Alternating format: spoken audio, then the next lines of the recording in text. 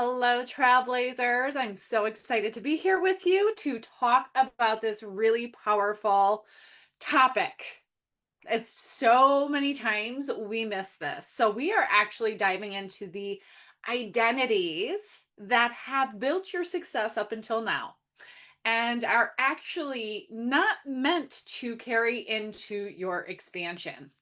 All right. So, this is where we are really looking at, let's call it what it is. You're highly successful, you're capable, you are respected, and you are feeling anxious. You might even identify it as panic, overwhelm. You might be experiencing grief. Instead of this, when we think about the expansion of our next level, most of us tend to think of like, yes, this is amazing. I can't believe I'm doing this. And it is exciting. We forget about the messy middle. We forget about this middle part. And this is probably why. Right? This is going to lead you into the middle part of the identities that you are still holding on to that are not meant to um take you to the next level, or they're holding you back, they're capping you in some way. And here's the thing, and this is why we go through a grieving process. This is why we have this difficulty shifting. Oftentimes it's really disturbing, right? Or distraught or disorienting, or I hear it a lot of just like, I'm so confused, right? I feel so lost. This is what we're talking about. This is the middle. This is shifting from one identity to the next. And why it can be so hard is because the identity that we have been living from and functioning from built our success. It built who we are today. And oftentimes we don't think about how that identity has now lost its ability to continue to move us forward into expansion. Okay. So, this isn't a training about self improvement. This is actually a training about identity thresholds, the identities that carried us until this point, and identifying how they are capping us. And I am going to tell you there is another part of this training that we will be going through. Now, what do I do? Right? Because today is really about giving you the information and the awareness that this identity that you're holding on to, because it has served you so well, oftentimes up until this point, is now prohibiting you from moving forward. So that's the first part, right? Which what we're diving into today is, first of all, identifying these so that we can then acknowledge them and accept them for what they are so that we can move forward. Right. So let's talk about identity and some of the core concepts around identity, what our identity does for us, what it determines. So our identity determines what we tolerate. It determines how we make decisions. Our identity determines how we lead, right? Our identity also identifies, it determines how much pressure we normalize. And well, I'll get into that one later. There's this Serena Williams. Actually, I'll tell you it now. Serena Williams, in the CEO club. You guys, I know that I'm raving about it a ton right now, but in the CEO club, she actually talks about pressure being a privilege. And I just wanted to identify that here, and I'll dive into it even further in another time, at another time. But anyways, I just wanted to put that there. So our identity really determines how much pressure we can normalize in our body, before we start getting overwhelmed, before we start collapsing. And it also determines how much responsibility we allow ourselves to carry and that we have the capacity to carry.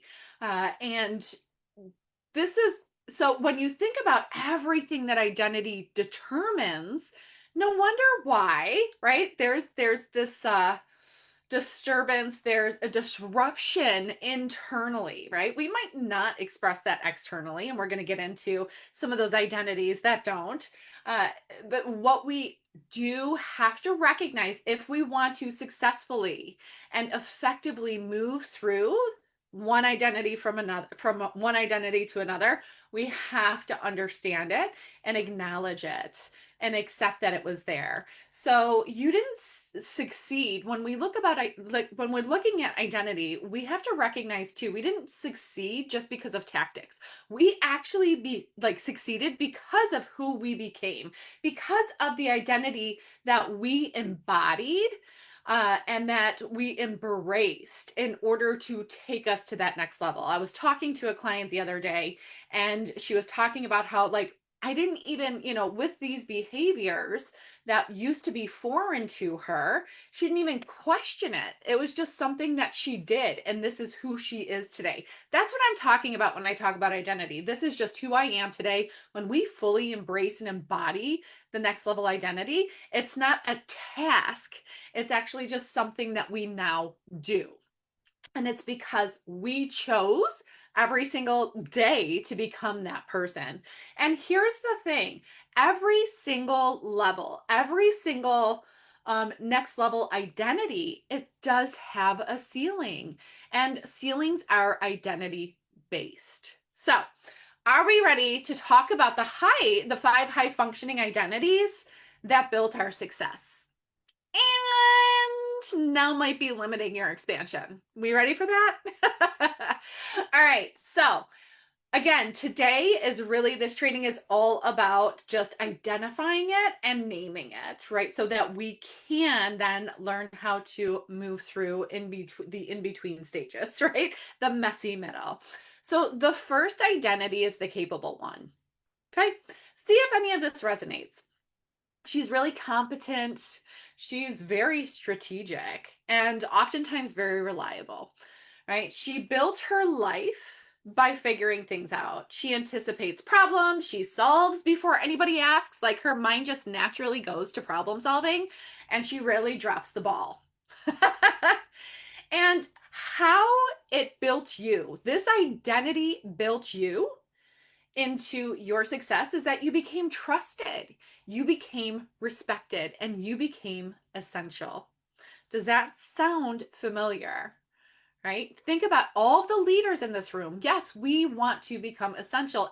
And that's just one small part of leadership. Actually, that's the base of leadership. There's so many more, right? We want to empower others. Anyways, we'll get into all of that later in another training. So the capable one, very trusted, very respected, and essential. Now, how does this, well, first of all, let me ask you, how did that help you in your career? How did that help you in your life? That identity, right? That identity of being the capable one. Where did it get you, and how did it get you there? To be trusted, to be respected, to be essential. Right. At first, it's so important to acknowledge what it gave us, what it offered us in our lives, and how it got us to where we are. Now, once we can recognize that, we can now identify how it's actually capping us, right? We tend to, as capable ones, we tend to over carry.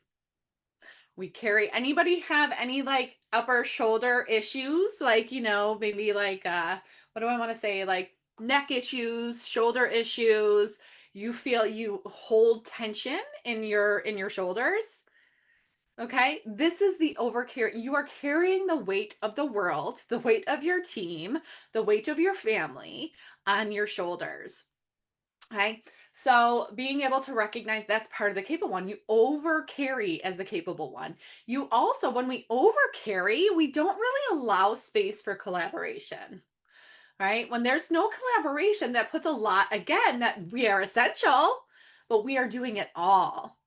And then we often struggle to release control at higher levels. Anybody else? Like, I can do it better than this other person. Like, oh my gosh, it's just going to take me way too long to teach this other person how to do it right. So I'm just going to do it myself. Any of that resonate with you?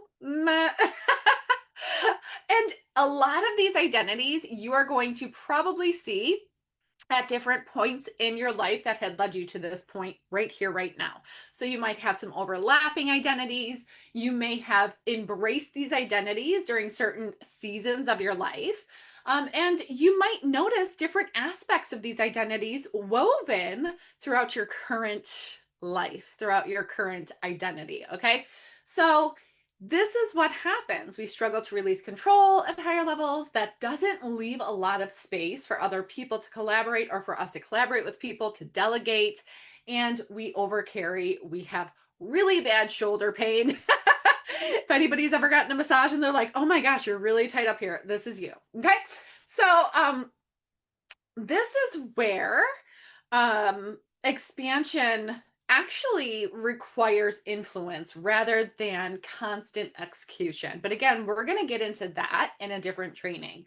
All right, when we've hit this cap as the capable one, this is what we need. We need influence rather than execution. So again, I'll just be tying those in a little bit and then we'll talk about it more in the next training. So that's the first identity.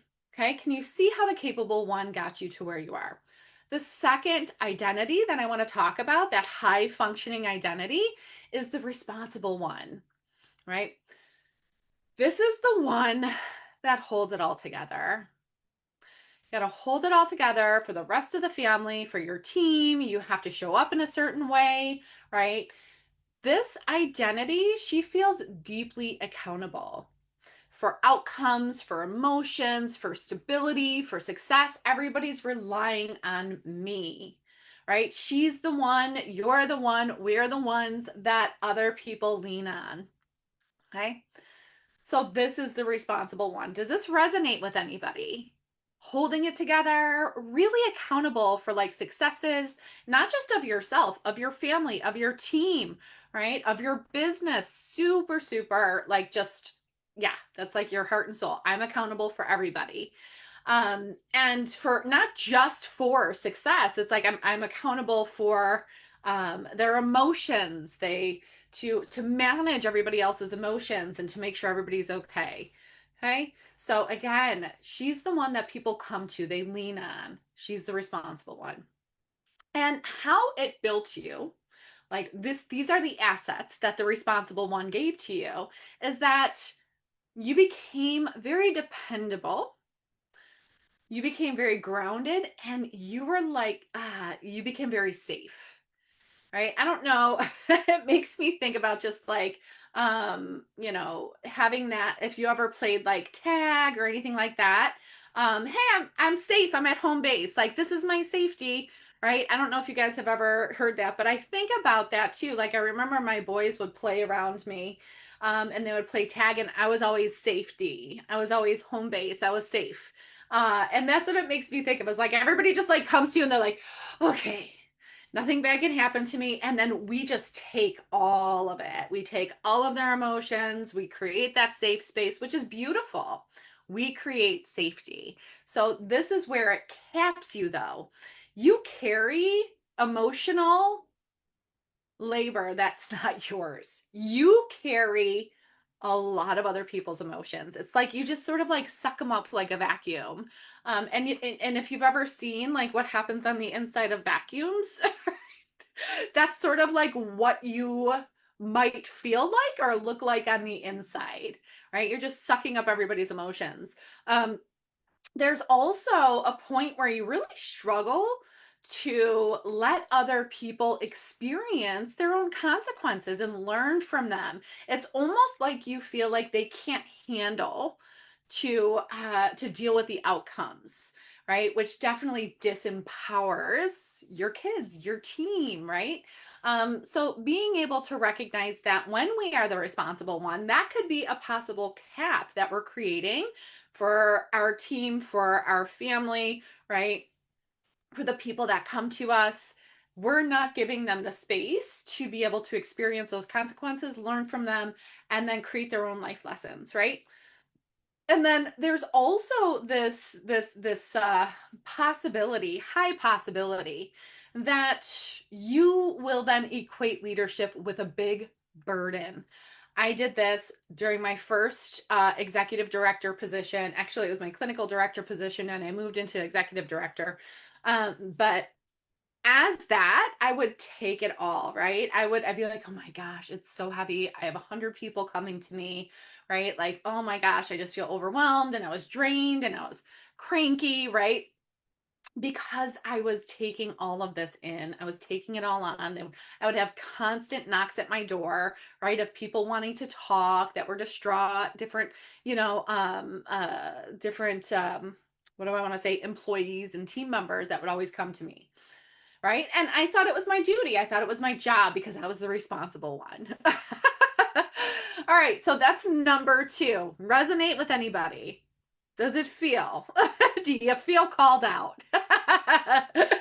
All right, the third high functioning identity that has really created your success and is not allowing you to move on is the strong one. All right, now you might see like the responsible one and the strong one sort of like overlapping a little bit. Um, but this is really about how we process our own emotions, right? So the strong one shows up and she does not crumble, right? The strong one tends to move through grief very privately, processing pain and emotions alone, right? And she rarely asks to be held or comforted in any way because she's not sharing. We're not sharing that part of us with somebody else. So that's the big difference between the responsible one and the strong one, right? The responsible one is carrying everybody else's emotions. The strong one is about how am I handling my own so that I can really, it's about controlling the environment, but there's a lot of insecurities around being vulnerable too, right? So we don't crumble. We grieve privately. We process pain alone. We rarely ask for help or to be held or comfort or anything like that. So, how did being the strong one help you? How did it build you? Right? There is a strong level of resilience with a strong level of resilience with the strong identity, right? So you developed a lot of resilience. You also have this really strong inner authority and this inner fortitude. So you have to have the ability to self soothe in some way. So that's the resiliency. You bounce back quickly. You're just like, okay, here we go. And we're on to the next. And we're going to keep going and we're going to keep moving, right?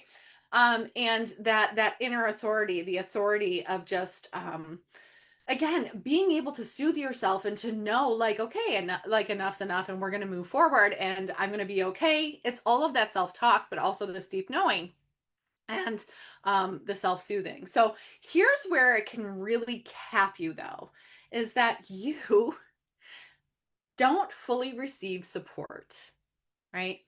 It makes you feel really uncomfortable to receive support if anybody wants to help you. This isn't from an ego thing. This is actually from, well, I mean, it depends on how you really view ego. But it really comes from like this fear of vulnerability, but also fear of just like not putting your issues on other people, right? Like you don't want to burden other people. So you don't receive support. You often confuse vulnerability with weakness. If people see me crumbling, if people see me upset or hurt, I they will see me as, being weak. And I can't be weak, especially if I am the owner, right? The founder of my company. I have got to keep it together. I have to keep it strong. Okay. Again, great scene in the CEO Club. Check it out. It's episode 2. So, and yeah, Lauren Redinger, sorry. She actually talks about this quite a bit, or she experiences this a lot in her transition. As that she's like, I got to keep it together. I have got to be this, and she actually says this. I have got to be the strong one because her husband had passed away a couple years ago, 2 years ago, and yeah, now she's just like taking over as the CEO. Anyways, great series. Couldn't recommend it enough. So being able to recognize that this is capping, right? And then you stay composed. Here's another way that it caps you. Like when you're constantly staying composed, you don't there's very little room for connection to others, for that authentic genuine connection to others, because when we are authentically connected, genuinely connected, it's typically from the heart. And when you're being strong, when you're acting in that strong identity, you have a wall. Okay, so that's the third one. Does that resonate with anybody? Being the strong one. All right, the fourth that I want to talk about is the high performer. I felt called out on this one. Both in therapy and like, as I'm doing this research, right? I was just like, oh my gosh, of course. Right. So this one shows up, and this is from research and like my 20 years of being a psychotherapist and what I've seen in women that I've worked with and what I see in my coaching business and what I experience too. High performer. She achieves.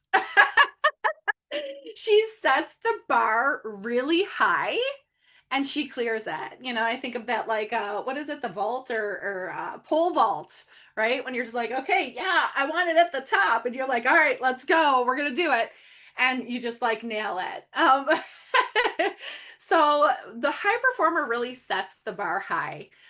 She optimizes and she often measures growth by output. So how productive she is, like how productive she is, how she might nail an A, how she might complete what do I want to say? Just like I'm thinking of like SOPs, all the SOPs that I created, and then like Joint Commission cleared it, and I'm like, yes, right. I'm talking about hundreds and hundreds of pages of different operations. Anyways, so this is like really measuring your growth by output and productivity. And here's the thing is that your value then is connected to that. So, what that looks like, right? Well, before we get into how it caps us, how did it build us, right? A lot of high performers are highly successful. At the end of my corporate career, I was being headhunted, right, by multiple treatment facilities that wanted to take me in because what I was known for was creating clinical programs that actually helped clients and increased revenue. I had, created a lot of programs that took organizations from the red, as if we're talking about finances, to the black. Right. So this is what I was known for. I was highly successful. I was very focused. I set the bar high. I was constantly creating things and measuring it, and it was just and I love doing that. And even in my own business, right, it'll be 6 years this April. The second year I hit six figures, and the multiple six figures by the end of the year, or going into the next year. So again, very successful. I've helped so many women, right? Like these are the things that happen as a high achiever. So to be able to let go of that high performer in some form or fashion is really hard. For me, it's been very hard because, and why we want to actually shed that part of us is because it really does cap us. Because when we are attaching our worth to productivity, it's really hard to turn it off. Right. And I think about just like this has been, I would say over the past 2 years has been a growth experience and an identity shedding of me being constantly on. And not because I was going to say not because I felt like I had to. I love the work that I do. That helps, right? But then it was also this part of me, this identity of like, no, this is how we do it, right? We're productive, we create things, we put it out there, we're on it, right? And what we often do, and this is why it also caps us, is that we push through nervous system limits. So this will lead to a lot of burnout. This will lead to a lot of resentment and frustration and exhaustion. Okay. And another way that this identity, the high performer, actually caps us is that we struggle to feel satisfied without the next milestone. So it's always something next, something. Okay, well, got this. What's next? What's next? What's next? And I remember so long ago, my husband, this probably like 10 years ago, my husband looked at me and he was just like, why can't you just be satisfied? Like, why can't you just be okay? And part of that is like I love the next thing, and that, again, it's like, but shedding and moving through the identity that this is connected to, so like releasing that identity and creating a new one is very, again, very scary, very rocky, and not losing that like excitement for new, right? So anyways, um this is the stuff that we work on in the Legacy Foundation. This is all of the stuff that we work on is being able to understand where we're functioning from, love it enough to let it go, and pick up that next identity so that we can really flourish and live in joy and excitement and awe and wonder. So, anyways, um, and the fifth one, so that's all the high performer. And then the fifth high functioning identity that has built her success to this day is the relatable one. Okay. The relatable one is very subtle. The relatable one might soften her edges enough because she wants to be accepted. She might make things more palatable for people, less out there with belief systems or in your face with belief systems. The relatable one will often temper her ambition, right? And there's a lot of fears behind this too. Anyways, that's I get ahead of myself. I just created, or I'm in the middle of creating the diagnostic assessment to help you through this. Actually, I'm super excited about it. But anyways, she tempers her ambition, right? She puts a lid on it. It's like, well, just, let's not be too like out there. It's fine. Just be here. And the relatable one really downplays her brilliance so that she stays likable. And she doesn't rock the boat within her relationships. So she really hesitates before stepping into power because she doesn't want to intimidate anybody. She doesn't want to outgrow her circle, right? Her network, her family, her spouse, right? And she doesn't want to seem like she's too much. Right. And what she really did for us, what she did for you, is that she maintained a belonging, that harmony, that connection with people. And we really do, we thrive in community. So when you think about these identities being survival, like they helped you to survive what you needed to. And that's what she did. So she tempered herself in order to belong because maybe she's been told that she's too much, right? But this is, now that you have, right, it's like, okay, cool, like I've been part of this group or whatever, right? Like everybody's okay, but inside I don't feel okay. Like it does not feel okay. So how this identity of being the relatable one um, is, how it caps you is that you actually shrink before taking bold moves. So you go inward, sort of collapse. You might dilute your message, your mission, your vision, your purpose. You might even disappear when it's time to fully rise, when like there is something big happening, and you might ghost, right? You might just go away. It's you disappear from all friends, you turn off your phone, you drop off social media, and you just ghost everybody. So that's the relatable one, and that's how it caps you. So at higher levels, right? It often morphs into this quiet self-sufficiency of, if I shine too brightly, I'll stand alone. And this is where visibility is really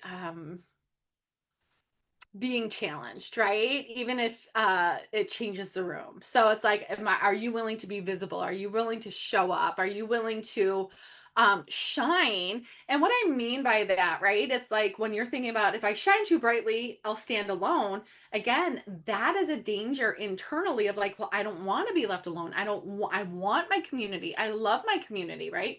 So those are the 5 high functioning identities that, again, they have served us up until this point, and now they're actually holding us back. None of these identities are wrong. None of them, right? Each of them were adaptive, they were intelligent, they built your current level. But what built this level? It's not meant to build the next level, right? It gave us a great foundation for what we were doing, and it will crumble if we try to take it into the next. Expansion does not require you to become someone else. I know that when we talk about, identity shifts, or maybe I don't know, but I can assume from all the people that I've talked to, my own identity shifts is that it's like, oh my gosh, I have to become somebody completely different. That is not true. You do not become someone completely else. You actually outgrow who you no longer need to be, right? And there are still remnants of you there. It's we don't forget when we were a toddler. We don't forget when we were, I don't know, well, it depends on how long your memory goes back. But these are things that they're part of us. They just don't drive the bus anymore, right? So recognizing that, and this may have hit home if you feel friction right now, right? If you feel that internal friction, it might be identity, it might be an identity shift, it might be you're at your identity thresholds. And like I said, the next training we are actually going to talk about, okay, now that I see this and I can accept it, right? There's the self awareness, there's the acceptance, or there's the acknowledgement and the acceptance, right? I see it, I acknowledge it. Hello, I see you. They have been working for me. Thank you, relatable one. And now, right, it's the acknowledgement that they are no longer working. So that's going to lead you into the next training and into the next realm of like, what do I do with this information now, and how do I, like I said, effectively, efficiently, strategically, energetically, emotionally move through this identity shift. So we'll give you more on that. And just to let you know, we do have the recalibrate retreat happening in Georgia in a couple weeks. I want to say it's like 3 weeks now. It's the 20th. It's during the spring solstice. What's up? No better time to have a recalibrate retreat, which is all about, again, recognize, it's all about identity shifts and refinement and being able to choose what direction you want to go in. So, the spaces, everything for the recalibrate retreat, your last weekend to book that retreat is actually this weekend. We need to, cut it up, short it up, recognize, just plan for how many people are going to be there. And it, like I said, it is in Georgia, in a beautiful, beautiful space in Georgia. So check it out. We would love to see you there. Let me know. You can message me if you have any questions. Pilar is going to be there too, so you would be able to meet both of us. And yeah, I'm excited for next week's training. Let me know which one of the identities resonated most for you. And like I said, be on the lookout for a diagnostic assessment that I've created. It's coming out soon. So have a beautiful day, and I'll see you guys next week.